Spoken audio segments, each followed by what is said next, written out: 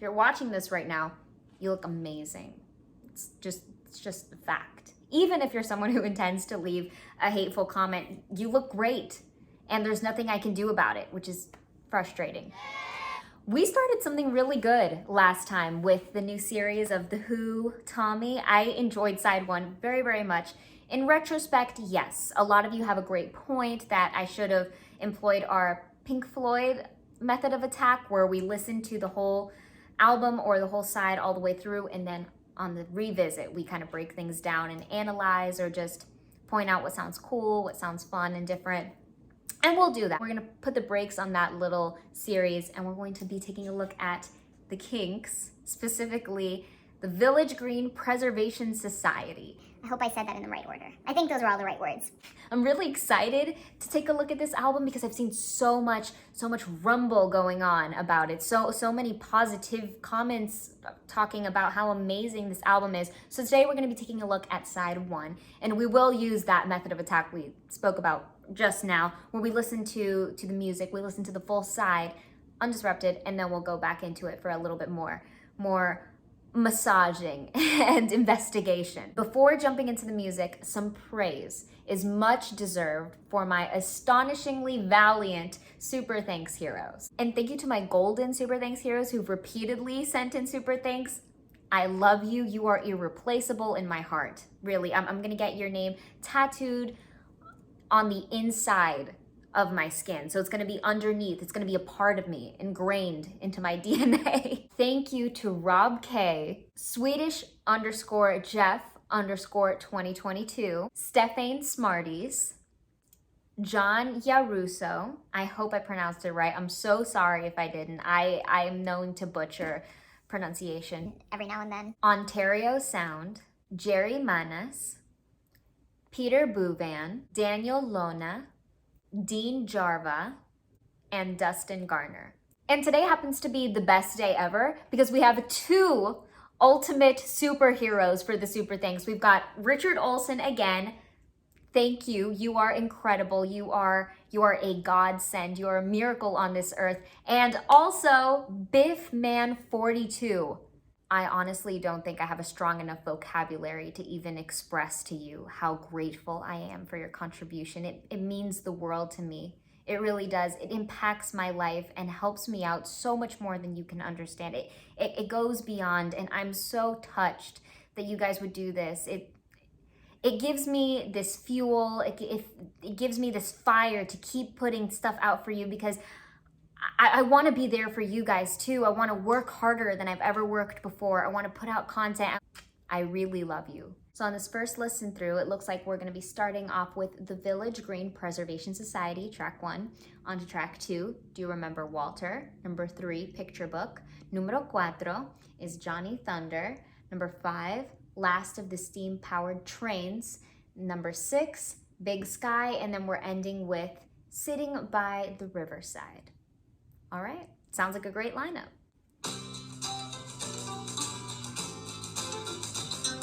Village Green Preservation Society. God save strawberry jam and all the different varieties for you. What more can we do? God save the Georgia Cross and all those who roll the government. We are the office block, persecution, and condemnation of periods. God save to the house. For me and for you, what more can we do? God save Donald Duck, all of the variety. We are the Village Green Preservation Society. God save the Village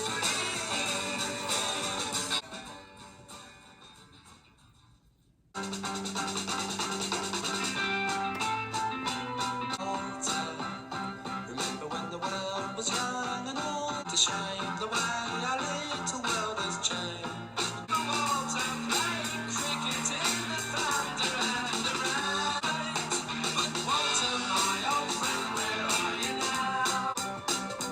Walter, Walter, remember Walter, how we said we'd fight the world so we'd be free to sail away to sea.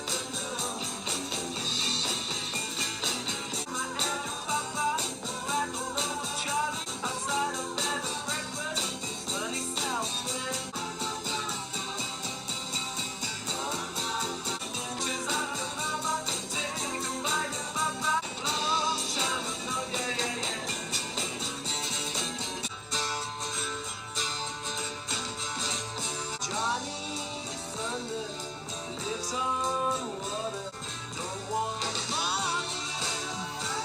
They can't get through to Johnny. They will never ever break him down. Do that. Praise God, Johnny.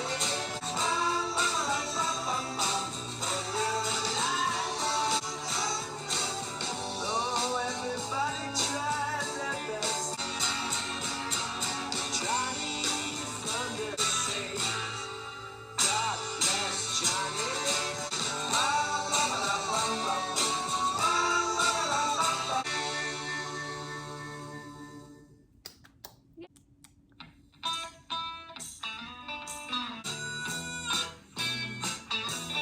Like the last, I'm the last of the blood and sweat brigade. Oh, I came last of the good old-fashioned steam. Friends are all middle class and gray. So I'm okay. Last of the good old-fashioned steam. Like till I blow this weather away, and I'm gonna keep on rolling.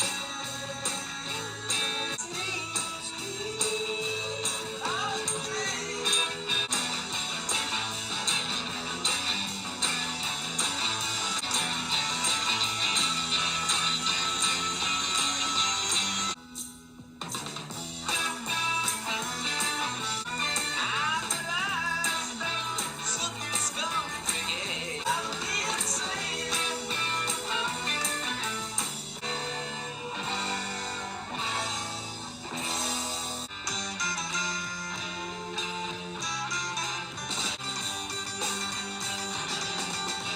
Of all the people looking up at the big sky.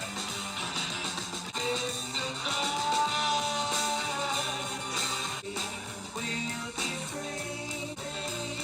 Don't let it get you down. The world's too much for me. Press the hold the head in your hand and cry. We try. We'll be free. We will play.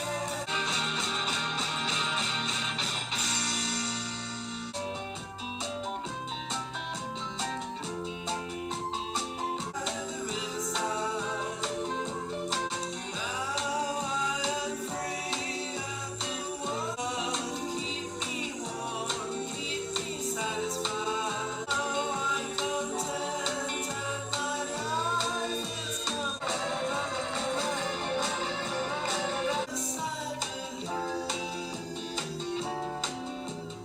I'm sitting down by the riverside. Oh, golly gee, it is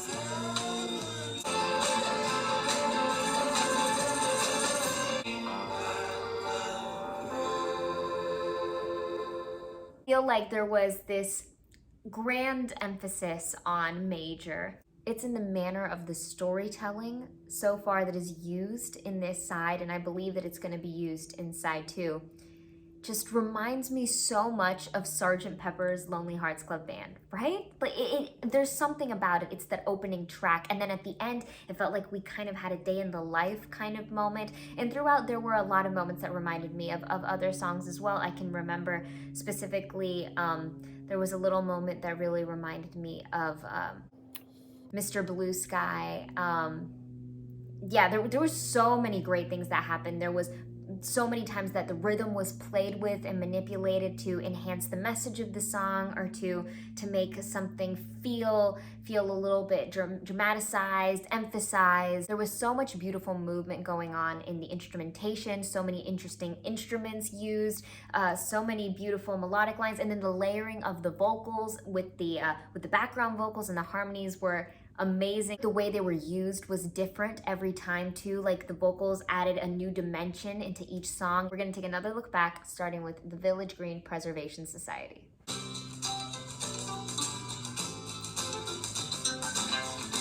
just this intro, I feel like they can already capture so much excitement and so much joy that's about to be brought to life. It almost feels like the song that they would play at the intro to a movie where it's just setting the scene, it's setting the stage for just a really great comedy or a good feel-good movie. We are the Village Green Preservation Society. Right off the bat, they throw us in some amazing harmonies, and the way that they're used here serves this greater purpose. It doesn't feel like it's an aspect in the background. It doesn't feel like it's a third party. It doesn't feel like it's another instrument. It feels like the harmonies are right on par with the lead vocals. It feels like we have the instruments and the vocals. And down in the instrumentation, there's so much chaos happening. There's so many colors. There's like a whistling kind of sound. There's like a more metallic instrument, but it's very acoustically heavy. It's very grounded and fun. We are the Desperate Dan Appreciation Society with all the different varieties. And the tones of each of the voices are very easy on the ears. Like, you know how people say when someone's beautiful, they're easy on the eyes? The voices are beautiful, easy on my ears. What more can we do? Implicit marks in the lower mother body. God save. What's so brilliant about that riff is that it's not very intricate, it's not heavily involved, there are not tons of notes, there's actually quite a bit of repetition and few notes to start off with, but yet they still keep that excitement alive to bring us into each next line, so we're excited to hear what comes next, like we just want more and more and more. God save George Cross and all those who we are the Sherlock Holmes. And then with this key change, it feels like we're being brought up even higher. Like we started off at this very bright point, but we got even closer to the sun and everything's shining. We are the office block, persecution of it. God save to the houses, and he tinkles the millions for me and for you. I love that chord change right there on "for me and for you." It feels like it's like we have this grand major moment happening the whole way through, and then it feels like we just get this little heartbreaking, gripping moment right there.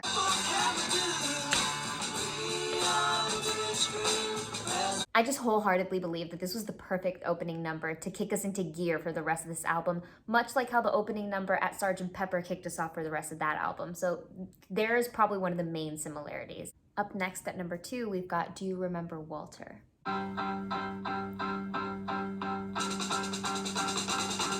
This one was an obvious one right off the bat, right away. This reminded me of ELO's Mr. Blue Sky. Now, I don't know which one came first. Actually, I'm not quite sure about the dates, so you guys tell me who was influenced by who, or was this just a big coincidence? I think being able to make that connection with Mr. Blue Sky right away made me so excited for this song because I love Mr. Blue Sky. It's one of my favorite songs, and I think that that intro is so powerful, is so bright and positive and major. It sets the scene for a great song to take place afterward.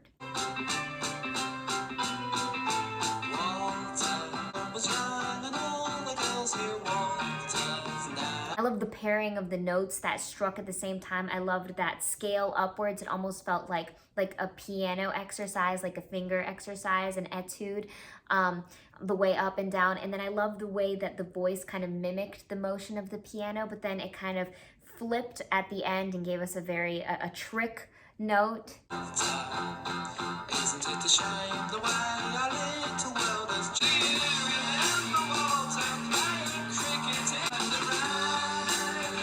That movement there was so beautiful, and I think it's because it was started out by that really, really enticing minor seventh that just kind of steered us into a different direction from where we were going before.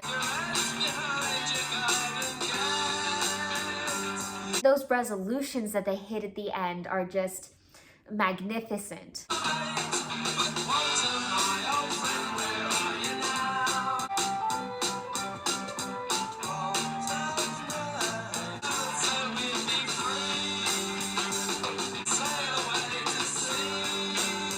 The way the guitars are being played in this one is so powerful, and not just the chords and the movement of the notes, but just even in the way that they're being hit. I feel like we can kind of hear the strings being pressed. It's almost like we can feel them getting their hands dirty and really getting down to work in this song.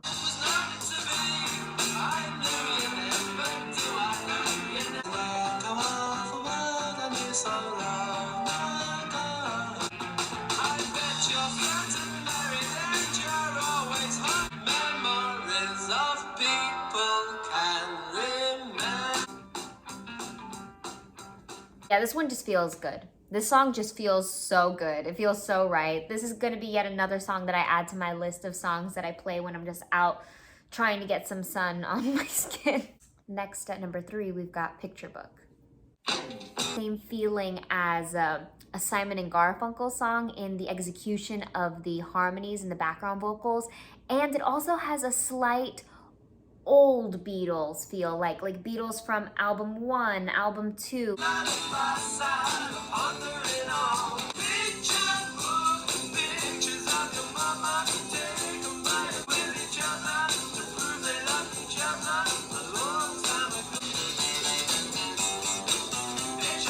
It's that guitar riff. It's like, it's captivating and entrancing. Even though it's really bright and it's happy, it also makes you feel like you're transfixed. It's like it's mind controlling, and it's so good. Picture of you in your birthday suit, sat in the sun on a hot afternoon, a holiday in August, outside of bed and breakfast. I really like the background vocals there on I think they're really fun. Everything about this song is pretty hypnotic.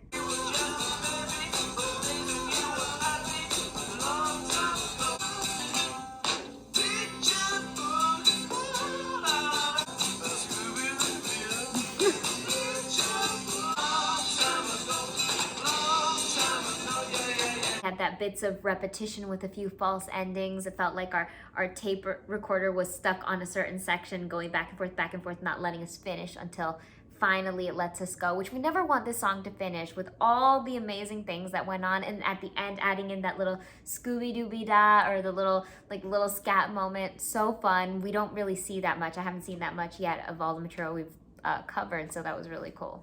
Nuestra próxima parada en el número 4, Johnny Thunder.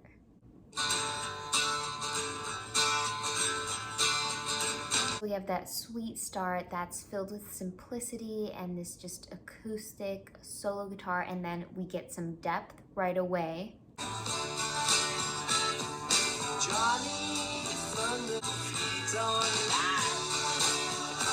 Along with having a very sweet vocal tone, he has great control over his voice, and I love that little play that he does at the end there, how he gives us a little crackle or a break in his voice to really provide some emphasis there.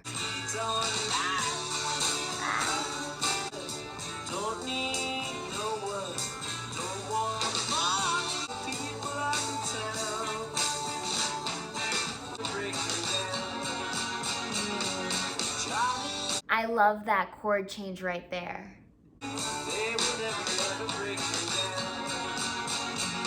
They provide us with enough tension to really draw our focus into that moment, and then bounce back up to give us that light, that nutrition. It's like we're musically nourished.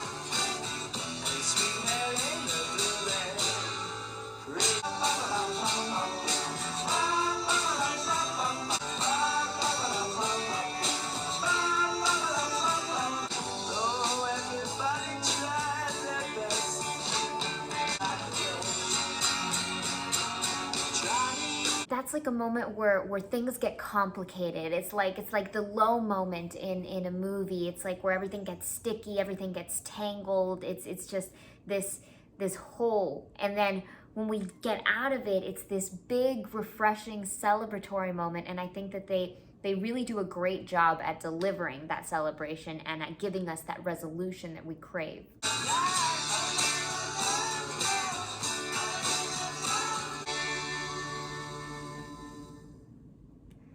I love that ringing out nature at the end of the song. It feels like we can hear the overtones. Just the way everything's played is so immaculate and precise that it's able to allow these other elements that might not even be present to shine.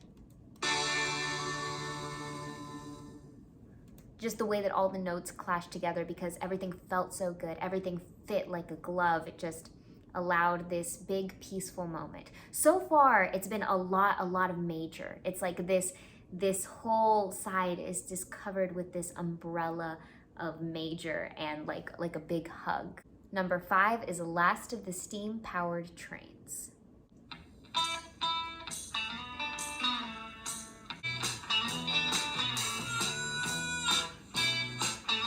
Right away, they give us a new feeling. We're introduced this more jazzy, bluesy tone that's set that hasn't been present before.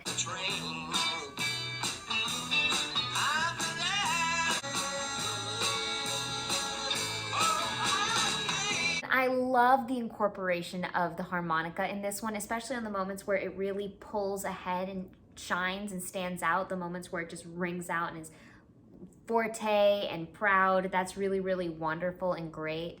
But I love when it's also mixed into the backing instrumentation too, underneath the vocal. And then when the background vocals were layered on top, it felt like we were given this beautiful bluesy sandwich that just sat so well. It was so good.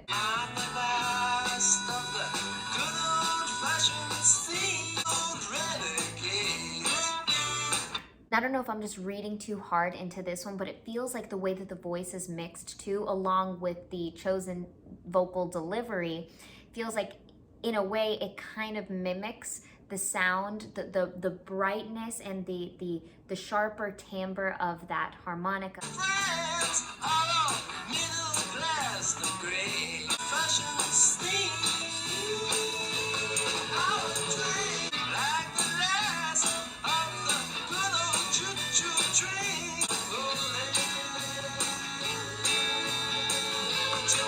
I love that ascending staircase feeling with the layering of the background vocals and the harmonies, how they're not all delivered all at once. First we have the melody, right? We have the lead vocal, then we have the second layer, and then the third layer, and the way that they're stacked is amazing. The presence of so many sevenths for the first time. It's not the first time in this album that we're seeing a seventh, but it's just this, you know, greater amount of it. Like this song almost relies on it for the chord changes.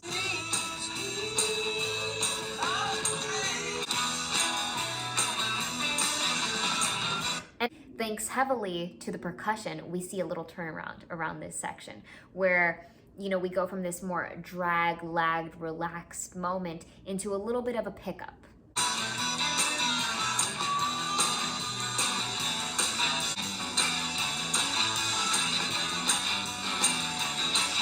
We go into a rock out mode, and we have a bit of accelerando where it's like, in terms of the beat, we're getting faster.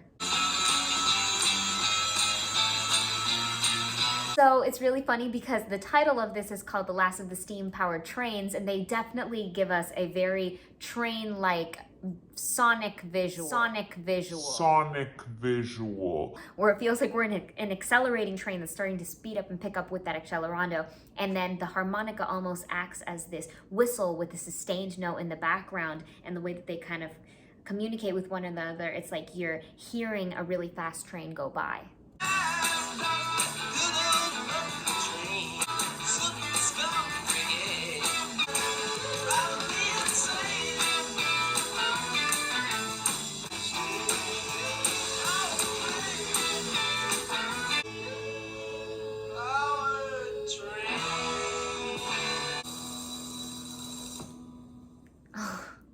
So good, and they ended it with that sparkly percussive moment.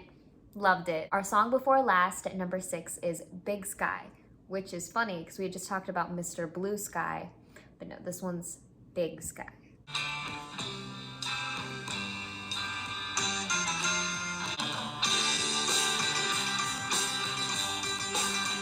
I love how subtly the oohs are blended into the background. It's like here, the background vocals are serving yet a different purpose than we've seen before. It's like they've become an instrument in this track.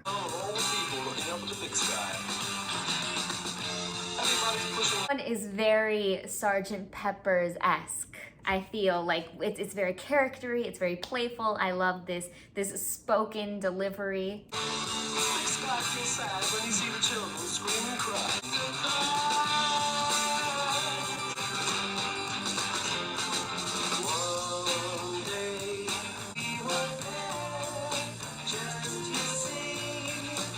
And I love this little B section. It feels like it gets a little bit cloudier. It feels like it has a little bit more of this gray darkness enveloping.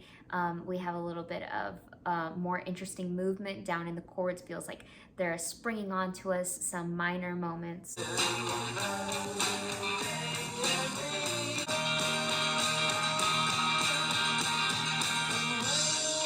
That was such an amazing crescendo and explosive moment because vocally he stays the same level. The dynamics don't change, he doesn't get very playful, but then the instruments, and by the way, the guitars in this one are so powerful and beautiful, and there's this twinkly electronic element that just makes this song stand out in yet another way. They're going in all these different directions now. And they all pair together to start to work on this crescendo, this gradually increasing sound, that it starts getting faster and faster where it increases loudly, and then we have that halt moment. Beautiful.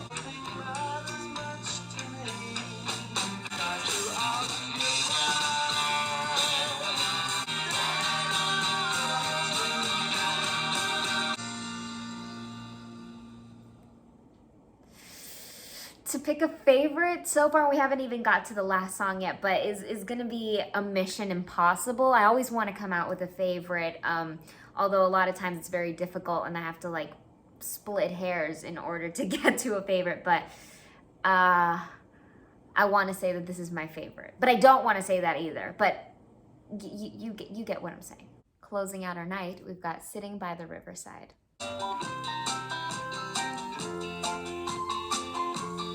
That little intro kind of feels a little bit like Dancing in the Moonlight, and I've already compared something in a previous video to Dancing in the Moonlight, but it's that play of rhythm. It gives a little flair.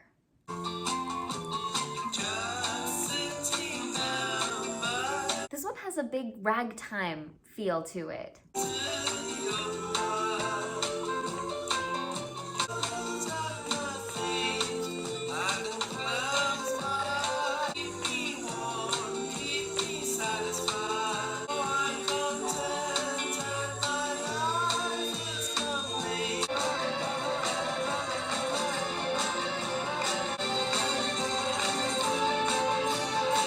That growing, increasing cluster moment definitely feels like a day in the life to me.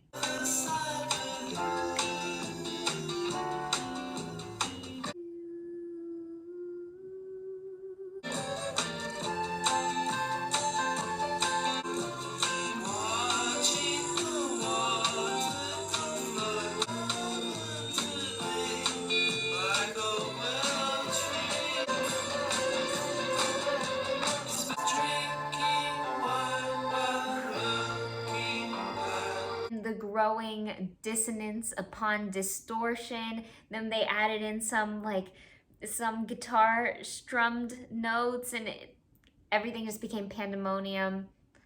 Greatly recalled A Day in the Life, but there was a big French Parisian feel to this song too, like an old-timey classic feel. Very peaceful, very beautiful, very easy. Thank you guys so much, and not only for joining me on these crazy, beautiful musical adventures, but also guiding me with these great recommendations. The Kinks Village Green Preservation Society would not have come about if you guys wouldn't have told me about it, because I wouldn't have ever known. So please keep all the suggestions coming. We will get to them all eventually. Hopefully they get added onto the list. So we're gonna go through things in order. I have the smallest, teeny tiniest miniature surprise from my Super Thanks Ultimate Superheroes. So here, this is for you.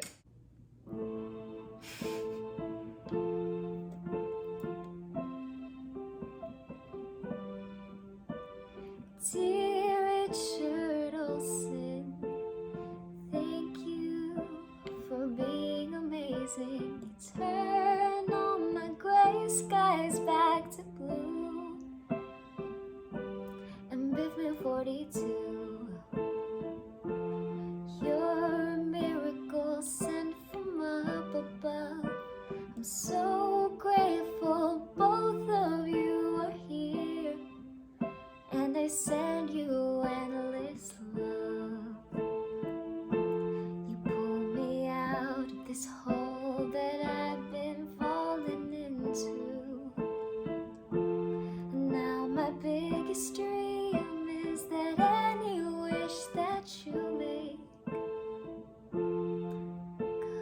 comes true.